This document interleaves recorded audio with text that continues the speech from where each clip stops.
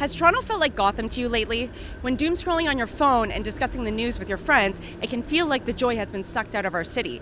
That's why the Green Line team is highlighting one local event that's centering joy in its mission to get Torontonians to care more about the upcoming mayoral by-election. Toronto's last municipal election in October saw the lowest voter turnout in history at just 30%. That's why this group of young Torontonians are trying to motivate people to vote in the upcoming mayoral by-election next month. Enter Tune In, a night of music, art, and community conversations that explore the Toronto we could become. It's likely that whoever wins this upcoming in June will be in power probably until 2030 if they continue to run, because of the power incumbency. At the very least, the last 3 mayoral changes have only occurred when the last mayor has not run. And so it's not just about now, it's about really the next 10 years. It's all happening on May 18 at the Great Hall in West Queen West. Hofstetter and his co-organizer, Norhan Haroon, plan Tune In to encourage locals to get involved in city politics and create the change they want to see.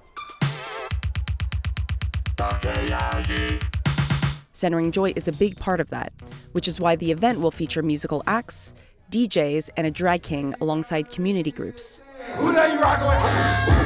What joy is that it's a feeling we've all experienced. We get to imagine conditions that allowed for that feeling to happen and to occur. And so when we start thinking about what those conditions are, that's what can get codified. That's what can turn into policy. M.A. Ma is executive director of the Toronto Environmental Alliance, one of Tune In's community activators.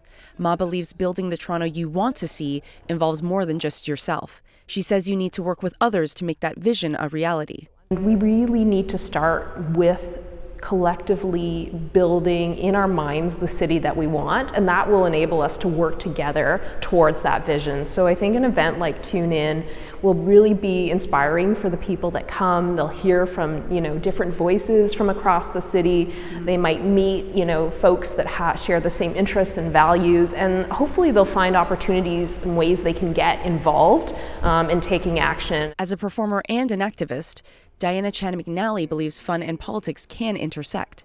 She wants to bring that energy to Tune In, so Torontonians can imagine a joyful city they actually want to vote for. People are in survival mode. They're doing whatever they can to just stay afloat, and that kind of cuts out the ability to engage in enjoyment. I think bringing in engagement and joy into a space is so important. Because we have so few opportunities to do that, and especially the intersection of politics and fun is not something that we necessarily think is ever going to happen. We usually think of politics as being very dour, actually, but I don't think it has to be that way. Signing off, I'm Anita Lee of the Green Line reporting with City News.